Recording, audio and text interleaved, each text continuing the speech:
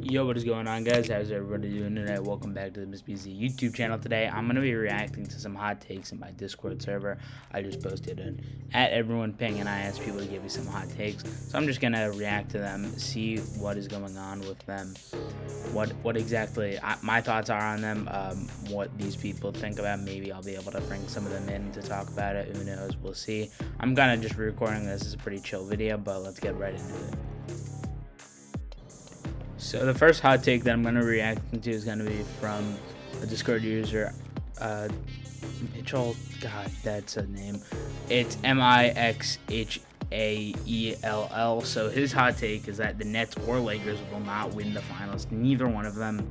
I think also, I have to be honest, I'm going to have to agree with this one. I'm just going to be honest. I don't think it's very likely that either the Nets or the Lakers win the finals this year.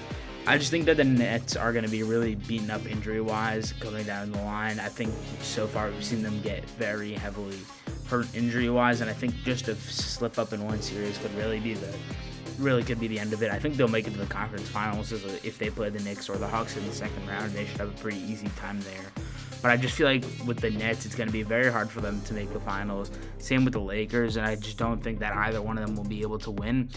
Do I think it's possible? Yeah, but if it was like 50-50, either it's going to be the Nets or the Lakers or another team. I don't think it'll either be the Nets or the Lakers. I think it'll probably be another team.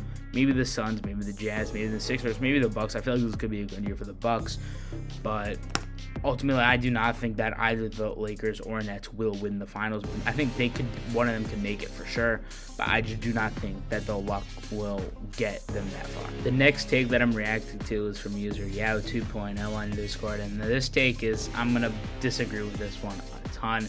However, I will say disclaimer that it is not entire. I'm going to say that. Yeah, I'll just read it out. Domantas Sabonis is one of the best big in the Eastern Conference. This is completely false, 100%. Domantas Sabonis is nowhere near the best big in the Eastern Conference. There are a lot of guys better than him. I'd even consider Giannis a big and consider Embiid a big. Those are the two guys I would even sometimes consider. I definitely consider Randle a big. He's definitely over him. But I mean, there are just so many guys who I think are better than him. However, that does not mean that I do not like Domantas Sabonis. I absolutely love Domantas Sabonis. I really think he could be the second or third option on a really, really good championship team, like a 60-plus win team, because I really think he could fit so well into any system as long as you put him with a good defensive center, and maybe like a guy like Mitchell Robinson, or maybe even a guy like Miles Turner, but I'm not really sure if Miles Turner will necessarily fit the exact prototype for what they want to have there in Indiana, especially because just a lot of different factors are not going to be able to keep them together for their entire career. However, I really do love Domantas Sabonis. I really hope he's able to find a place where he can win the title in the future, just because he really fits so seamlessly into any offense like he comes into. I really think he has the potential to be a really good player on a really good team. However, I just don't think he'll get that chance in Indiana. He hasn't gotten that chance in any other place he's played, and I think that's really sad. But would I like to see him succeed? Yes. Do I think it's really likely? Not as much. Now, the third hot take I'm going to be reacting to is from Discord user Ricky LaFleur. Now, this hot take I do not agree with 100%, but there's kind of two parts to this, so I'll just read it out. Nuggets will win the finals and eventually become the next dynasty. I kind of feel like these two things, they don't really correlate to each other, because I don't really think the Nuggets need to win the title this year to become the next dynasty. But ultimately, I don't really think the Nuggets have that much of a shot, especially because they're without Jamal Murray. I really think Jokic. I really think they need to find exactly the right matchups in the playoffs, which means I think they really need to not play either the Lakers, the Suns, or the Jazz, just because I think DeAndre Ayton, AD, or Rudy Gobert, I think they'll be able to do well enough on Jokic to kind of like limit him down to like not being Jokic and not being able to drop 50 a night, but like as long as there's a center who's able to do that, and I think those three teams have it for sure. So they'd have to get around all three of those teams, which is just really unrealistic. So they're probably gonna have to play one of those teams, maybe even in the second round. So I really just would not count on them being able to get around all of them. But if they are able to get around all of them, I 100% think that the Nuggets could be one of the next biggest dynasties. And even if they lose this year, I think they do have a shot to be one of the next biggest dynasties. However, I do not think that their titles will begin this year. I just think that this year is going to be really hard for them without Jamal Murray. But once Jamal Murray comes back and is healthy, I really think there's a good shot for them to become one of the bigger dynasties. Maybe dynasty isn't the right word, because I'm not really sure how many titles they'll be able to win, but they'll definitely be one of the best teams. One of the best teams in the league for a long time. As long as Jokic is there, that will be one of the best teams in the league for sure, without a doubt. I promise. So the next take I have here is from Discord user -XSF. Maybe that's small forward. I'm not really sure. He's a big Sixers fan. He's a big Joel Embiid fan. But this take is that Ben Simmons is better than Donovan Mitchell. I personally have to agree with that one. I think Ben Simmons is just such a good all-around player. Not really the best scorer, but obviously we know about his three-point issues. But once it comes to the inside game, once it comes to playmaking, and once it comes to defending, I think Donovan Mitchell really kind of lacks in a lot of those categories. And I really think that Ben Simmons just excels so much, especially on the defensive end where Donovan Mitchell isn't that great.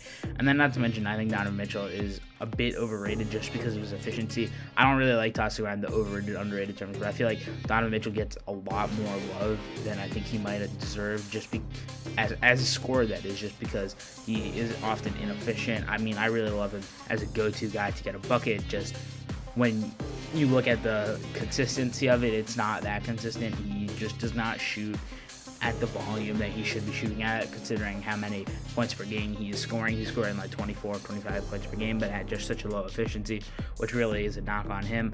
But then again, you've got Ben Simmons. I really think he's just a much more all-around player, and he just excels at so much, really everything except for shooting.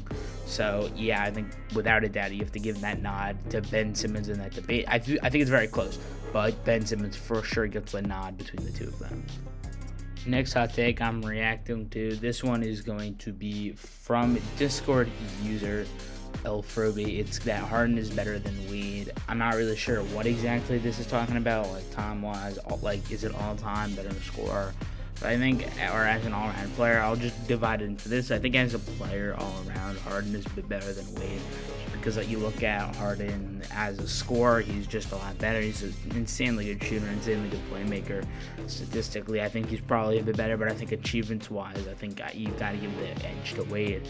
Just because of the achievements he won with LeBron as the number 2 on that team, Harden really hasn't been able to do much as the number 2 on the team. And also, you look back into 2006, in his third year, Wade was already winning titles with Shaq.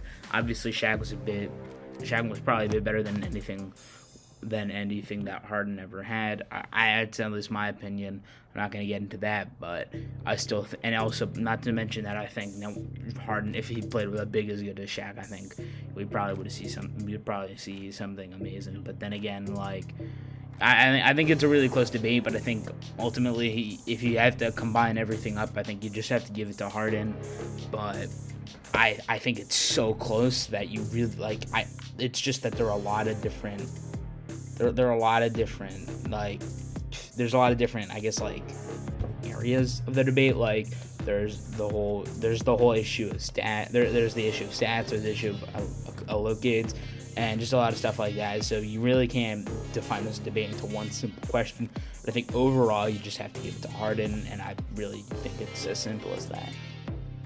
And last but not least, we have one more hot take. This one is from Discord user OG, and he looks like a Raptors fan. You can see by the Kawhi Leonard profile picture.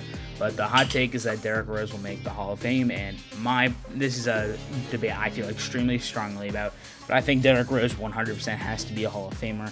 I really think you cannot leave a former MVP out of the Hall of Fame. There are a lot of non-MVPs that have made the Hall of Fame, and obviously that makes sense because you can only give out one MVP award per season. But if you're able to get the MVP award, I do not care about, unless you win in a super young age and you do absolutely nothing the rest of your career. I really think at a certain point, if you were the best player, if you won the MVP award, that is obviously best player is a bit subjective for MVP. But if you win the MVP award one season of your career, I don't think there should be a doubt that you should make the Hall of Fame. That 100% should be your place in the Hall of Fame. 100%. There should not be any debate that if you were deserving of an MVP award, even for just 1 year of your career, and you had a good enough career around it, and you look at what Derrick Rose is doing on the Knicks now, and it's absolutely amazing.